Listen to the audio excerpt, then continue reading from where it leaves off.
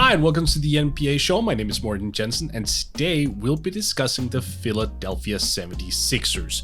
But before we do that, just one minor correction from the video yesterday where I said that Imani Bates was going to be a candidate for the 2022 NBA draft. Obviously, it's 2023. He's a year younger, which only means more potential.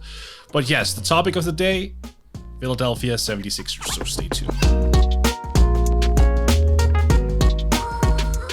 So I was thinking I would be doing this video about the Sixers, and then it just occurred to me, why should I do that when I have an insane podcast host who just lives and breathes the Sixers? So welcome to the show once again, Bryan Toporek.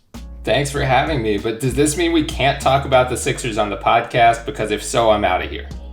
We can absolutely talk about the Sixers on the podcast. I mean, hell, you still devote 20 minutes every single episode, regardless of the subject matter. So yes, definitely possible. But just today, I wanted to just key in on the Sixers because I think this has been one of those very interesting seasons. They are currently number one in the East, if memory serves, which is a weird sentence to say. This was a team just a year ago, or less than a year ago, at the end of the bubble. We were legitimately talking about blowing everything sky high and starting over. A lot of Sixers fans as well were on that wagon. And then in came Daryl Morey, in came Doc Rivers, who also filled out his bench gloriously with a lot of assistant coaches of high quality. And now that dynamic of Joel Embiid and Ben Simmons, it's working. Now, is it fair to question whether or not it's working to becoming a championship level team? That, I don't know, Bryan. Maybe you can answer that. Is it fair to still have some reservations or question marks around the fit, just in terms of them climbing that ladder? Yeah, I think so. I mean, I'm going to have an article at Forbes come out later this month before the playoffs start where I kind of hit on a lot of the questions that I have about the team going into the playoffs.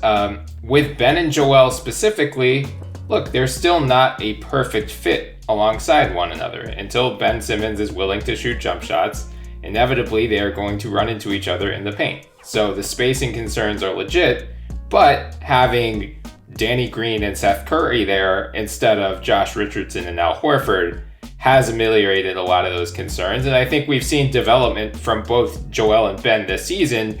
Joel shooting just an absurd percentage from mid-range, which he never had before. And then Ben has gotten a little better in the half court. He's getting more aggressive in transition, which is helping. And even in the half court, you sometimes see these sets where he sets up at the top of the key and runs around the screen and then drives aggressively to the basket, which we just hadn't really seen in years past. But he's also turning to more of his post-up game. He's got a nice little hook shot with either hand. So I think it is fair to wonder, we saw this in the Spurs game on Monday specifically. There are still games where Ben Simmons disappears offensively, and it is fair to wonder if the Sixers have that high-level offensive creator that they're going to need to win a championship. But I do think it's fair to say that Ben and Joel look a lot better this year, probably than they ever have before. And from a defensive perspective, I think the fit is tremendous. I mean, you probably have the best defensive duo, I think, in terms of wing and big in the entire NBA. At least I struggle to find a combination of those two better. I mean, you have Rudy Gobert in Utah, but who's like the real wing stopper there? I don't think you have someone who is in the same breath of Ben Simmons, for example. So defensively, I have zero concerns about that pairing. You alluded to it.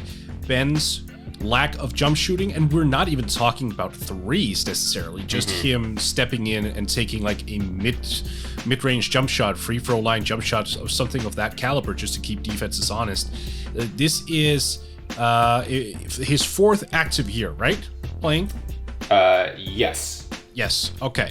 So that means that we have gone 5 years since he was drafted, and he's still a very reluctant shooter. Will that ever change, in your opinion? I think it will. I don't think he's ever going to be like Steph Curry and shoot 10 threes per game, but he is clearly working on that. But I think I've said this for years. I think for him, it's kind of a math problem where he says to himself, I can hit this shot, but I'm at best probably a 20-25% three-point shooter. So what's more efficient? Me launching these shots or me driving to the paint and kicking to a wide open Danny Green in the corner where he's knocking down almost 50% of those shots. Like, he's going to make the right play more often than not. It's similar to the LeBron James he dealt with this early in his career, where it's like people got on him because he didn't want to take the last shot. And it's like, well, okay, but he's making the right play and he's trusting his teammates. And, again, it's a testament to what Daryl Morey has done with this roster this offseason, where he just has a lot better fitting parts around Ben and Joel to maximize them as well. He said this in his introductory press conference. He said, look, go back a couple years when you had JJ Redick and Covington and Dario Saric. You put a lot of shooters around these guys, and all of a sudden they're putting up historically good numbers. It's not this isn't rocket science here. The Sixers just galaxy brained their way into thinking, we just need to bully teams with Al Horford as the power forward, which just didn't work at all. So Daryl Morey just went back to what has proven to work in the past, and lo and behold, it is working again. Which, given the year last year, that's probably all you could ask as Sixers fan at this point.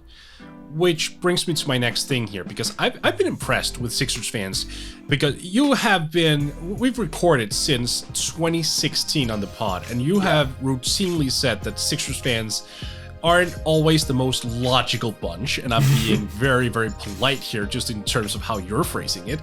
But I think this year in particular, they have been superb when it comes to the MVP debate. Mm-hmm. Obviously, Joel Embiid has taken just a major leap. You brought it up. He's shooting a career best from the mid-range area. He's averaging 29 points a game, 11 rebounds. He's his own stellar defensive self. So obviously, the MVP buzz around him increased as the year progressed. He missed games. Now Nikola Jokic seems to be the foregone conclusion to win the award, and I have not seen a lot of Sixers fans raise their hands and go, hey, you know what? I still think it's Embiid. I've been very pleasantly surprised. Not a lot of fan bases would actually take that step and go, you know what? It's fine that someone else takes it. I think it shows growth. Yeah. There's the sect of Sixers fans that is just trolling about Jokic, and I sometimes dip into that as well. But yeah, I yes, think you do. I think if you look at it logically, I think, look, we did have, the mid-season All-Star break awards pod, and I said at the time I would have picked Joel Embiid because he had not missed that 10-game stretch with the knee injury. But I said, given the current odds, I would pick Nikola Jokic. Like, if I had to bet on someone, I would bet on Jokic because there were just things working in his favor, an easy second half schedule. I thought they were going to move up the standings a little bit. The injury risk is always there for Embiid. Now, I thought there was a little bit of room for Embiid to make up ground after Jamal Murray went down. Had the Nuggets gone into a tailspin, the Sixers had that 4-game stretch 2 weeks ago, 4 nationally televised games against good teams like the Warriors, Suns, and 2 against the Bucks. Had Embiid gone off for 35 and 13 and led them to a 4-0 stretch while the Nuggets completely fell apart. Maybe that would have been more debatable, but yeah, the Nuggets have just been sensational since Murray went down. Jokic, pick an advanced metric and he's probably at the top of the leaderboard. So yeah, I think at this point you just have to accept that Jokic is going to be the MVP, but I think Embiid would be the first one to say he would probably trade MVP for a better shot at the title, which I would argue the Sixers have over the Murray-less Nuggets right now. Right.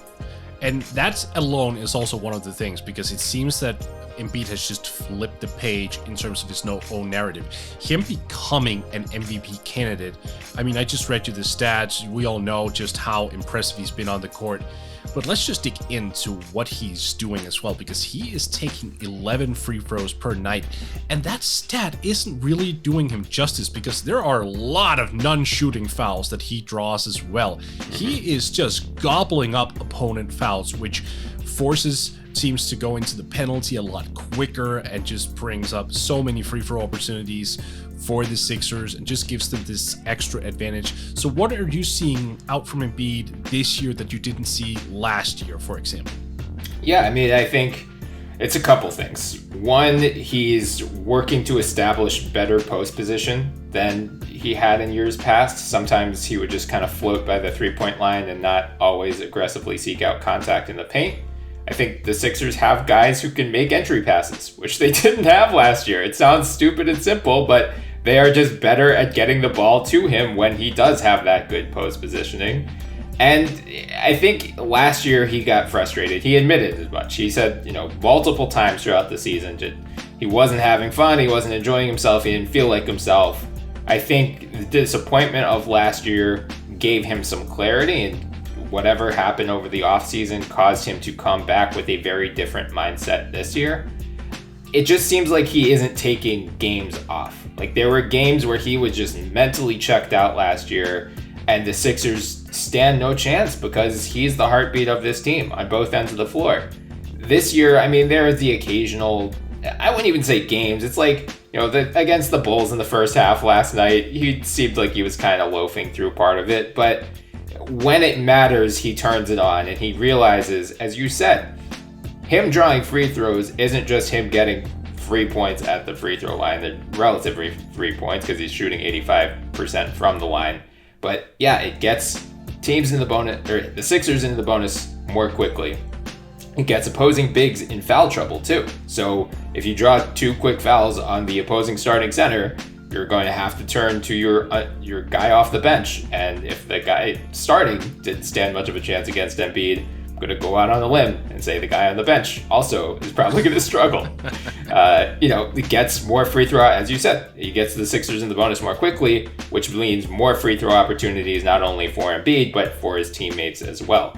So there are multiple benefits to the way he plays. And, I think I did see some of this from Nuggets Twitter when the MVP debate was at its peak about, Embiid like grifting for free throws. And yeah, he does that on occasion, but what superstar doesn't? I will say this though, a lot of these things are legitimate. And honestly, there are a lot of calls that don't get called. That he could be going to the line more often than he does because he is just forcing the action by being so physical down there, which is exactly what you want out of a guy who's 7'2", 280 pounds. Like, this is the way he's supposed to play. So it's just been a breath of fresh air to see Embiid this locked in all season. And, knock on wood, he'll stay healthy for these last 7 or 8 games of the regular season. We get to see fully healthy Embiid coming into the playoffs, because we honestly haven't seen that. Between the weird face injury a couple of years ago and the gastroenteritis during the Raptors series, we haven't seen mostly or fully healthy Embiid in the playoffs. And I want to see the version who's going to drop 40 points over an entire series. And that version could be there. He is absolutely one of those guys who can carry the offense over a stretch of games. You have Ben Simmons, who plays that secondary role as a playmaker, play initiator. So there's also the component of him actually having players around who can get him the basketball. But let me just pivot into the third option here, Tobias Harris, because I think he plays a big part as well in terms of Embiid's development, which is he's a shooter, but he's also just generally a scorer. So teams have to provide him a certain level of attention. So you can't just double Embiid all the time. You have to make sure that you're also looking at Tobias Harris and what he does. Is he driving? Is he spotting up? What is he doing? I know you've been hard and harsh is probably a better word on Tobias Harris's contract, and I will grant you this: it is more than he probably should be earning ultimately. But I don't think it's that bad given how he's playing, given that he's playing the position that he does, which is what every team in the league is looking for, those 3-4 bigs who can shoot and drive and handle the ball and pass. I think he's doing a lot of things here that just kind of works in this new age NBA. So even if he is a bit overpaid, talk to me about just how good he is on the court. Yeah, he's been sensational. Everything I said about Tobias Harris last year, I regret immediately. I mean, I think you're right. If you're looking at it objectively, should Tobias Harris be making $180 million? No. Like, he is not a near max player. But that goes back to a conversation that we've had many times on the pod about how that second tier of guy, the guy, it's like the Harrison Barnes from a couple of years ago, where like, should Harrison Barnes have gotten a max contract? Should Chandler Parsons have gotten a max contract? Right. No, but that's, by Chris capping Middleton too. Right. So, like, by capping what the top stars could earn, you lead to this. But regardless, this version of Tobias Harris, even if he's not worth 180, he's worth close to it. I mean, he's been sensational this year. And a lot of it going into the season, there was a lot of hope because Tobias under Doc with the Clippers, that was the version that caused the Sixers to acquire him in the first place and caused them to give up so much to get him, even knowing he was heading into free agency in a couple months. So this reunion has worked wonders for Tobias. He looks like a totally different player than he did a year ago. Doc just encouraged him to get back to being a quick decision player. That's what he was saying coming into the year. Stop over dribbling, just get to your spots, rise up and shoot, have confidence. And Tobias is, to his credit. I mean, he is the single most difficult shot maker on the team. Like, with respect to Embiid, who is, again, reigning from mid-range, Tobias, he's the guy who I think they're going to turn to in crunch time, not necessarily Embiid.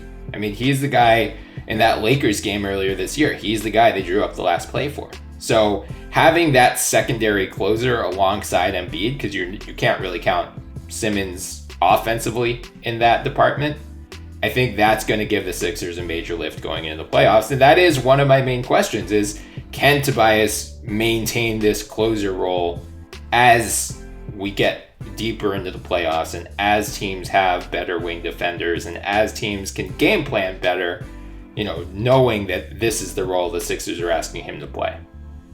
One final question, then I'll let you go, Bryan. Do the Sixers have enough shooting to win the title this year? Yeah, I mean, I think they have enough shooting. The question is, do they shoot enough? Like, they're shooting, 37% from three. They're 14th in the league in terms of three-point shooting percentage. They just aren't taking a high volume of shots from three. But they have, Seth Curry, I feel like the refrain for him on Sixers Twitter is just like, shoot twice as much as you are. Like, he's taking 4.8 threes per game. We want that closer to 10, man. Like, lose your conscience. Furkan Korkmaz is the one guy who just doesn't care, and he will just jack up threes. And Seth Curry needs to be more in that mindset. But Danny Green is shooting 40.6 on 6.3 attempts per game. Shake Milton he's been inconsistent this year, but he seems to be getting his footing back as of late. I think the addition of George Hill to that second unit has really helped. With Shake in particular. So, do I think they're going to be like the Utah Jazz and hit 20 plus threes per game? No, but I think they do have enough. They have three rotation guys in Harris, Curry, and Green who are shooting over 40% from three. Furkan's at 38.5. Even Embiid is at 36.8.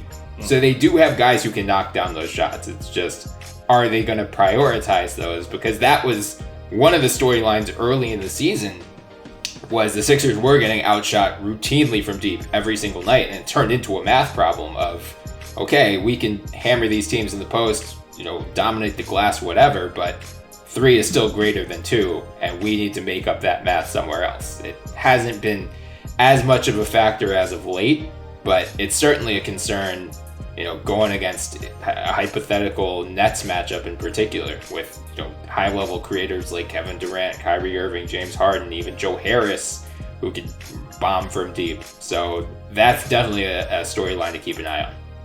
And to your point, in terms of guys who need to shoot more, I even look at Tobias Harris himself. Yeah. He's only jacking up 3.3 attempts per game. I want that to go double up as well. So he and Seth Curry going into the playoffs, let's just hope that they just end up jacking up threes because they have the accuracy. It's just a matter of actually seeking out those shots at a higher priority. Yeah. Bryan, thank you so much for jumping on. I'm sure you'll be back very, very soon. Once again, I'll be looking forward to it. In the meantime, where can people find your work? Yeah, you can find me on Twitter at btoporek, Toporek.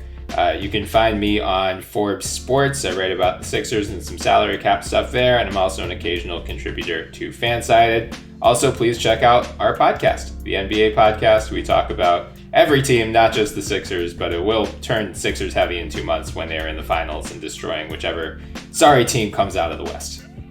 And there we go. Okay, yes, you are already off and running. Yes, definitely check out our podcast. What was that? Go. No, I had to throw one in there. Of course you did. Of course you did. That is your MO. Yeah, definitely check out the podcast. You will find a link in the description below. Give Bryan a follow, give me a follow, and I'll be talking to you guys tomorrow. So take care.